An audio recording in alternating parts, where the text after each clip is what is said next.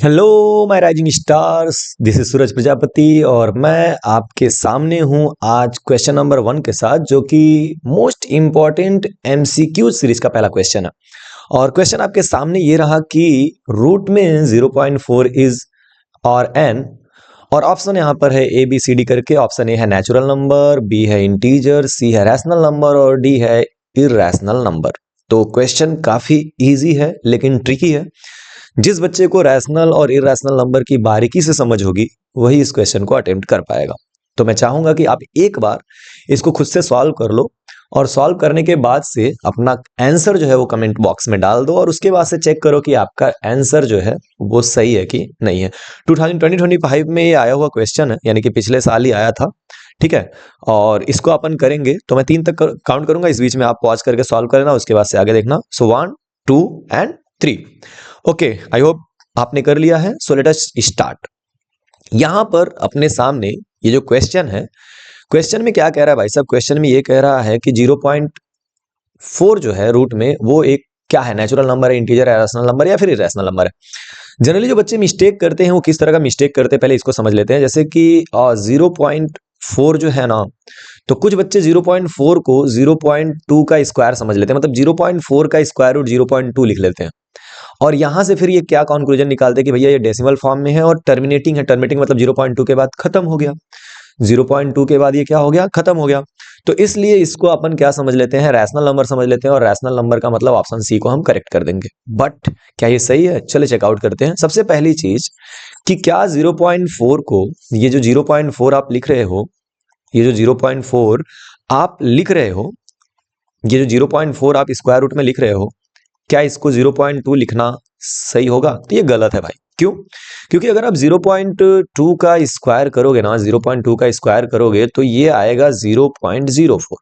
अगर आप 0.2 का मल्टीप्लाई 0.2 में करते हो तो 2 2 जार 4 तो आएगा। 2 डेसिमल के बाद, आई मीन 2 डिजिट के बाद डेसिमल होगा ना, एक ये 2 और एक ये 2, तो 2 डिजिट के बाद डेसिमल है। और अगर 2 डिजिट के बाद डेसिमल है तो यहाँ पे एक जीरो लगा करके पॉइंट करेंगे, यानी कि 0.04 का स्क्वायर रूट 0.2 होता है, ना कि 0.4 का स्क्वायर रूट। क्लियर? तो आखिर इसको हम सॉल्व कैसे करेंगे भाई साहब? बहुत सिंपल सी बात है। आपको करना क्या है, आपको करना ये है कि 0.4 का जो स्क्वायर रूट है उसको आप लिख सकते हो, 0.4 को 4/10 लिख सकते हो, है ना। अगर पॉइंट हटाना है, जैसे 0.4 है, राइट, पॉइंट हटाना है तो इसके नीचे 1 लिख करके ऊपर नीचे 10 से मल्टीप्लाई कर दो। ये जो 10 है ये 0.4 में जब मल्टीप्लाई करेगा तो ये आ जाएगा 4/10, है ना।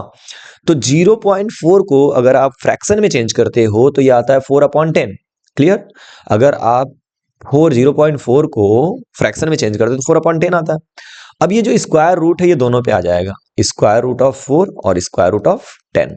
स्क्वायर रूट ऑफ 4 क्या होता है? स्क्वायर रूट ऑफ 4 जो होता है 2 होता है, लेकिन स्क्वायर रूट ऑफ 10 जो है वो एक इरैशनल नंबर है। और कोई भी रैशनल नंबर अगर इरैशनल नंबर से डिवाइड हो रहा है तो वो एक इरैशनल नंबर ही हो सकता है। कोई भी नॉन परफेक्ट स्क्वायर नंबर हो भाई मेरे, कोई भी नॉन परफेक्ट स्क्वायर नंबर हो, लाइक कि √2, √3, √10, है ना, √15, कोई भी नॉन परफेक्ट स्क्वायर नंबर, ये सब के सब इरैशनल नंबर होते हैं। इरैशनल, ठीक है, ये सब के सब इरैशनल होते हैं। इवन हम लोगों ने पहले चैप्टर में प्रूव भी किया है कि √2 एक इरैशनल नंबर है, √3 एक इरैशनल नंबर है। सिमिलरली √10 और √15 भी क्या हो जाएंगे, इरैशनल नंबर हो जाएंगे।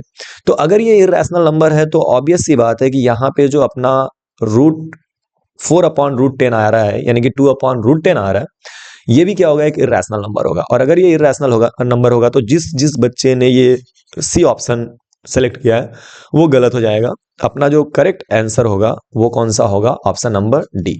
क्लियर? तो एक बहुत छोटा सा मोटा सा सवाल था जिसमें बच्चे फंस जाते हैं, आप भी फंसते हो। तो ध्यान रखना कि सबसे पहले इसको फ्रैक्शन में चेंज कर लेना, और फ्रैक्शन में चेंज करने के बाद से फिर देखना कि क्या वो परफेक्ट स्क्वायर हो रहा है कि नहीं हो रहा है। जैसे एक हो गया और एक नहीं हुआ तो इरैशनल की कैटेगरी में जाएगा, अगर दोनों हो जाते तो कोई बात नहीं था। क्लियर? चलिए, तो उम्मीद है कि ये आप लोगों को क्लियरली समझ में आ गया है। अब हम बात करेंगे नेक्स्ट क्वेश्चन की, जो अगले नेक्स्ट वीडियो में हम डिस्कस करने वाले हैं। लेकिन आप ट्राई करना, और अगर आपको आ रहा है तो आप इसको सॉल्व भी करना। ये आपके सामने मैं क्वेश्चन लिख रहा हूं, मैं दिखा रहा हूं, ये क्वेश्चन, क्वेश्चन नंबर 2 मिलता जुलता सवाल है। क्वेश्चन में क्या कह रहा है कि रूट ब्रैकेट में 1 + √3 का स्क्वायर माइनस ब्रैकेट में 1 - √3 का स्क्वायर इज। आपके पास सामने ऑप्शन है ABCD करके 4 ऑप्शन है, पढ़ लो इसको। और अगर आपको आ रहा है तो इसी वक्त इसमें कमेंट बॉक्स में अपना आंसर छोड़ दो, और नहीं आ रहा है तो नेक्स्ट वीडियो के लिए इंतजार करो। तब तक मिलते हैं नेक्स्ट वीडियो में। बाय बाय, टेक केयर, पढ़ते रहिए और खूब आगे बढ़ते रहिए।